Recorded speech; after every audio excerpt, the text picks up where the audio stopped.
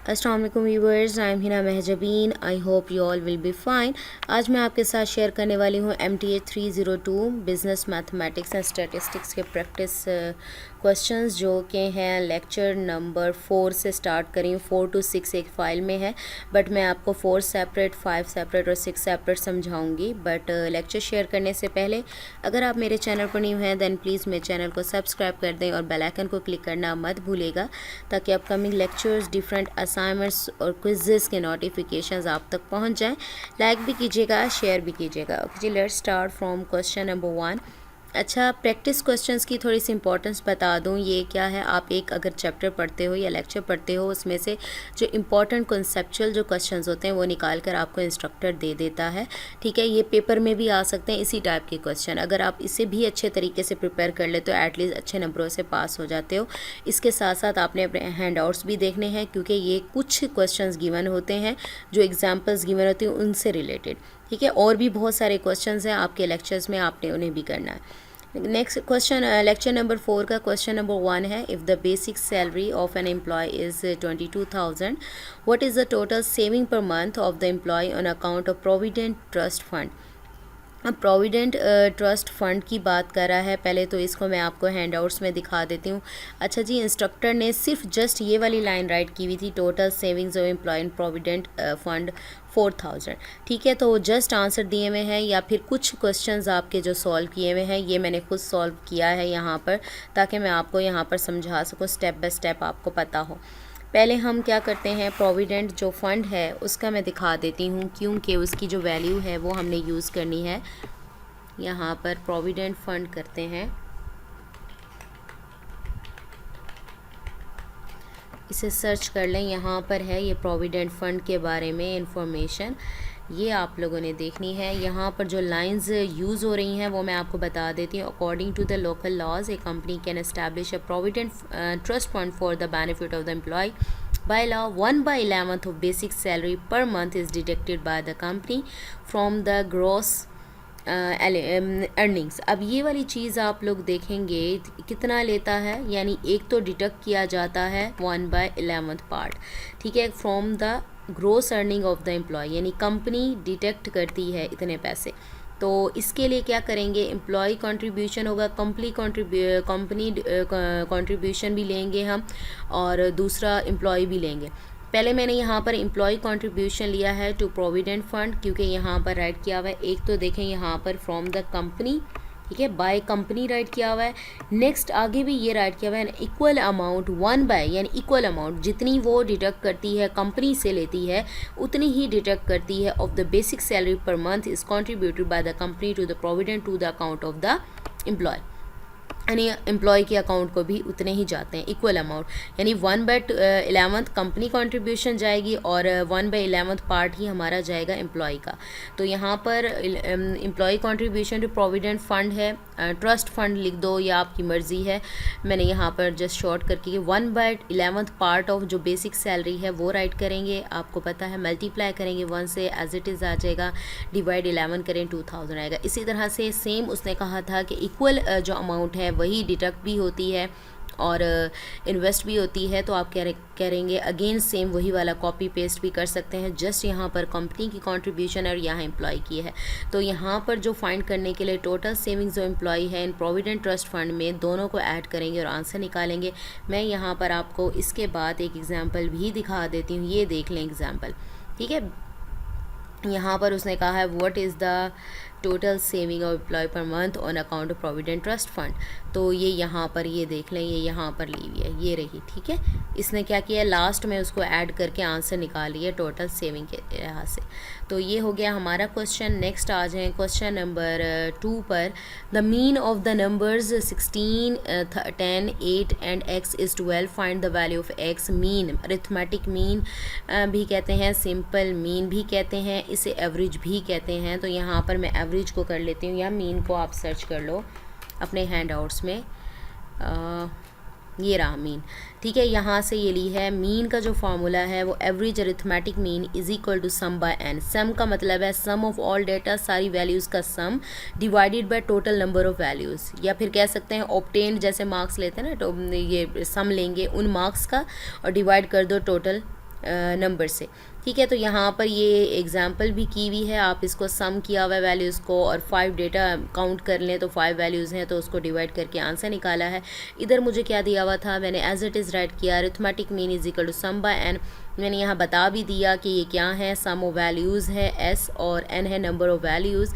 तो अब देखते हैं मीन एवरेज। अब ये देखो मीन ऑफ नंबर्स इज़ 12, यानी मीन की वैल्यू क्या है 12। देखें मीन क्या था, एवरेज या अरिथमेटिक मीन की जगह मैंने 12 राइट किया, इज़ इक्वल टू सम की जगह पर जो वैल्यूज़, ये जो 4 वैल्यूज़ गिवन थी इनको ऐड किया, प्लस में राइट किया, divided by total number of values 1 2 3 and 4 values आ गई, सबको ऐड किया। यहाँ पर 34 प्लस एक्स आता है, 4 डिवाइड हो रहा है, उधर जाकर मल्टीप्लाई हो जाएगा, 12 4 द 48 होगा और 34 प्लस एक्स आ जाएगा, एक्स एज इट इज़ रहेगा, 34 वहाँ जाकर माइनस हो जाएगा, बिकॉज आपको पता है अगर वैल्यू एक साइड पर प्लस हो रही हो तो दूसरी साइड जाकर माइनस हो जाती है, और इसके साथ कोई साइन नहीं है, मीन्स ये प्लस का है, तो दूसरी साइड जाकर क्या हो जाएगा, उस साइड जाकर माइनस हो जाएगा, तो माइनस करें 14 आंसर आ गया।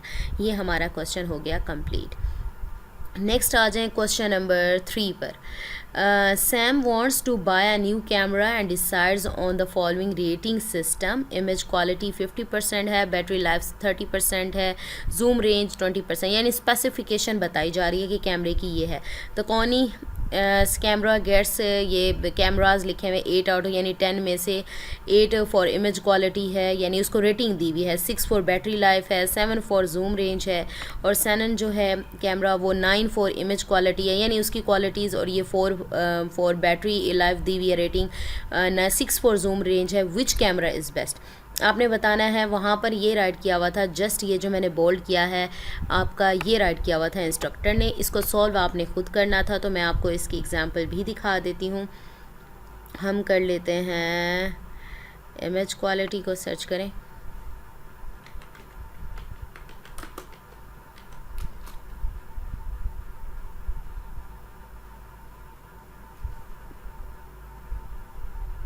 अगर ना भी आए तो हम वेटेड मीन को कर लेते हैं, वेटेड मीन को कर लेते हैं, मैं आपको वेटेड मीन को करती हूँ।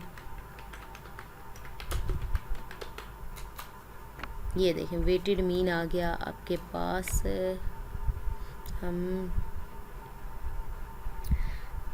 12 पेज से स्टार्ट करते हैं, और ये वेटेड मीन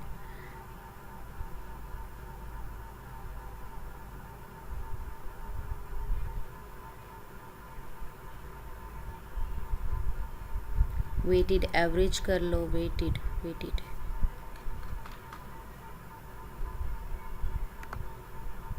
हाँ जी, वेटेड एवरेज ये रहा।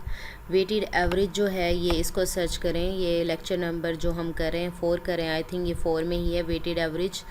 ये formula, weighted average is one type of arithmetic mean for a set of data in which some elements of the set carry more important, यानी वेट जो ज़्यादा इंपॉर्टेंट बता रहे होते हैं वो उसका वेट होता है, और बाकी वैल्यूज़ होते हैं यहाँ पर x1 x2 तो जितनी भी वैल्यूज़ हैं, set of numbers of data w1 to wn होगा उसका वेट। तो यहाँ पर ये फार्मूला आपको गिवन है, ठीक है, इसके अकॉर्डिंग आपने इसको फाइंड करना है। इसके अलावा ये जो एग्ज़ाम्पल है, ये वाली एग्ज़ाम्पल आपके इसी क्वेश्चन की तरह है जो भी हम कर रहे थे, ठीक है। तो ये वाली देख लें, ये grades can often computer using a weighted average, suppose the weightage of homework is 10%, जैसे वहाँ पर दिया हुआ था। ये देखें इमेज क्वालिटी 50% है, इसी तरह से यहाँ पर क्विज़ के 20% है, टेस्ट के 70% है, जैसे यहाँ पर बैटरी लाइफ और जूम दिया हुआ है, ठीक है। ये हो गया हमारे पास। नेक्स्ट इसको करना कैसे, here weights of homework quiz test already in fraction form, यानी 10% 20% 70% जो गिवन है, पहले तो इसकी परसेंटेज ख़त्म करते हैं। परसेंटेज का क्या करते हैं, जहाँ परसेंटेज होता है वहाँ उस नंबर को डिवाइड 100 करते हैं। सबको पहले तो डिवाइड 100 कर लें, मैंने यहाँ पर यही काम किया है। पहले मैंने वेट्स निकाले हैं, वेट कैसे निकालते हैं, वेट ऑफ इमेज क्वालिटी 50% ऊपर गिवन था, तो मैंने ये देख लें ऊपर गिवन है 50 30 एंड 20, ठीक है। तो ये चीज़ें गिवन थी, तो मैंने वेट 1 निकाला, यानी 50 को डिवाइड किया 100 से 0.5 आ गया। W2 निकाला, 30% निकाल लिया, यानी 30 डिवाइडेड बाय 100 किया, फिर 20% को सिंपल डेसिमल में लाई, 20 डिवाइड 100 किया, ये आ गया, ठीक है। ये हमारे पास आ गया। नेक्स्ट हमने क्या करना होता है, अहमद ओवरऑल ग्रेड अपने निकालना है, यानी वेटेड मीन निकालना है या एवरेज निकालना है, तो आप क्या करेंगे, इफ़ अहमद हैज़, ज़रा इसे समझने की कोशिश करें, Ahmad has homework grade of 92, यानी टोटल 92 है, क्विज़ ग्रेड इतने हैं 68 और टेस्ट ग्रेड 88 है। तो ये वैल्यूज़ गिवन है और आपने क्या करना है, इन वेट्स को मल्टीप्लाई कर देना। अब यहाँ पर उसने वेट्स क्या दिए हैं, अगर मैं यहाँ पर देखूँ, ये देखो यहाँ पर फर्स्ट कॉनिंग की बात करूँ तो यहाँ पर 8 ग्रेड है, ठीक है, 6 है और 7 है। 7 के बाद में करेंगे, पहले 8, 6 एंड 7, यानी वैल्यूज़ दे दी हैं आपको। तो मैंने क्या किया, ये देखो वैल्यूज़ लिखी 8, 6, 7 और उसके साथ फर्स्ट की क्या थी 0.5 आंसर आया था, ठीक है। दूसरी का क्या था 0.3 था, तीसरे वैल्यू का वेट क्या था 0.2 था, सबको मल्टीप्लाई किया, आंसर आ गया, ऐड करके मेरे पास 7.2 आ गया। इसी तरह से आपने वेटेड मीन फॉर सैनर निकालना है, उसकी क्या वैल्यूज़ हैं, जस्ट ये वाली वैल्यूज़ पॉइंट वाली डेसिमल वाली सेम रहेंगी क्योंकि वेट सेम है। वैल्यूज़ टोटल ग्रेड्स कितने गिवन हैं, यहाँ पर 9 इमेज क्वालिटी के लिए है, 4 बैटरी लाइफ के लिए और 6 जूम रेंज के लिए, यानी 9, 4 एंड 6। यहाँ पर ये x की जगह पर 9, 4, 6 चेंज हो गया, ठीक है। तो इनको मल्टीप्लाई करें, इनको मल्टीप्लाई करके राइट करें, देन ऐड कर दें, 6.9 आएगा। अब कौन सी क्वालिटी ज़्यादा अच्छी है, 7 पर ऑब्वियसली मेरे पास है 7.2, ये 7.2 ज़्यादा अच्छी है। इसी वजह से हमने क्या किया, सैम ने क्या किया, so Sam decides to buy the कॉनी, ठीक है। ऊपर भी आंसर जो इंस्ट्रक्टर ने दिया हुआ था वो भी इसी के अकॉर्डिंग दिया हुआ था, ठीक है। ये आ गया आपके पास। नेक्स्ट आ जाएं क्वेश्चन नंबर 4 पर। ओके जी, सेम इसी तरह से आपने calculate the weighted average for the following data. अब यहाँ पर आपको टेबुलर फॉर्म में दिया हुआ, वैल्यूज़ क्या होंगी, x1, x2, x3 हैं और वेट आपके पास क्या है, W1, W2 एंड W3, ये आपको पूरा कॉलम गिवन है। आपने क्या करना है, वेटेड एवरेज निकालनी है, यानी वेटेड मीन निकालना है, ठीक है। तो इस तरह आप कर सकते हैं एवरेज, ठीक है। वेटेड एवरेज आपने निकालना है। जब आपको इस तरह से टेबुलर फॉर्म में सारी वैल्यूज़ गिवन है तो आप ये वाला फार्मूला यूज़ करेंगे। देखते हैं अगर यहाँ पर गिवन है, ये देख लें आप, टेबल फॉर्म में है वेटेड एवरेज, ओके यहाँ, ठीक है। तो यहाँ पर नहीं है लेकिन फार्मूला यही उस टेबल में यही यूज़ किया हुआ है, तो मैंने यहाँ पर अप्लाई कर दिया है। सेम उसी तरह से मल्टीप्लाई करेंगे आपके पास जब गिवन है। वेटेड एवरेज का फार्मूला है sum of XI WI divided by summation या सम ऑफ या सिग्मा WI, ठीक है। ये आंसर दिया हुआ था तो मैंने ये table as it is write किया, सम लिया, सम ऑफ WI यानी सारे वेट्स का सम लिया, इज इक्वल टू 1 आ गया। XI WI का मतलब क्या होगा, XI WI दोनों को मल्टीप्लाई करें, 100 मल्टीप्लाई 0.1 कर दें, 200 मल्टीप्लाई 0.2 एंड सो ऑन करते जाएं मल्टीप्लाई और आंसर आ जाएगा। फिर इन सब को सम अप करें, ये सारी वैल्यू सम अप करें, 320 होता है और यहाँ पर वेट्स को सम अप किया, मेरे पास 1 आया। तो फार्मूले में पुटेंगी 320 डिवाइडेड बाय 1, हमारे पास 320 आंसर आ गया। सो ये तो हमारा इजीली कंप्लीट हो गया। अच्छा, ये वाला क्वेश्चन आई थिंक इनकम्प्लीट है या क्या है, और इसमें I think values what will be the gross salary for a person whose basic salary is 8000, gross salary 12,000 दी हुई है। तो ये मुझे नहीं, आई थिंक मिसिंग है कुछ इन्फॉर्मेशन, क्या है, बस यहाँ तक ही हमारा लेक्चर नंबर जो 4 है वो कंप्लीट हो जाता है। अगर ग्रॉस सैलरी की बात कर रहे थे तो हमारे पास बेसिक सैलरी के साथ अलाउंसेस, रेंट वगैरह जो भी है वो एक्स्ट्रा एक्सपेंसेस भी होने चाहिए थे जिसको हमने ऐड करना था, बट यहाँ पर गिवन नहीं है। सो हमारा जो लेक्चर है प्रैक्टिस क्वेश्चन जो लेक्चर नंबर 4 है वो यहाँ पर कंप्लीट होता है। अगेन बता दूँ, आपके कॉन्सेप्ट क्लियर हो जाएंगे। प्रैक्टिस क्वेश्चन करते हुए सिर्फ क्या करते हैं कि वैल्यूज़ चेंज करके आप लोगों को दे देते हैं। तो लेक्चर्स भी इंशाल्लाह अपलोड करूँगी इसके, क्योंकि लेक्चर्स में ज़्यादा एग्जांपल्स भी हैं और इससे भी ज़्यादा कॉन्सेप्ट्स हैं जिससे आपकी पेपर की प्रिपरेशन हो सकती है। मुझे अपनी दुआ में याद रखिएगा, अपना ख्याल रखिएगा। टेक केयर, अल्लाह हाफिज़।